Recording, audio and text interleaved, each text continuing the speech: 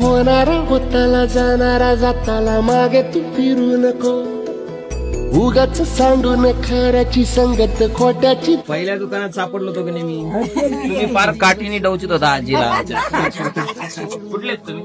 आम्ही जाणार मोठा तालुका जाणार 3 वर्ष 93 वर्षाचे आहेत. आता आमच्या त्या दुकानात आले होते. आमच्या लेडीजला काय वाटलं तुम्ही मागायलाच आले हो आणि मग तुम्ही म्हणले की आता पोत घ्यायची बायकोला. तुम्ही लिहून देताल का?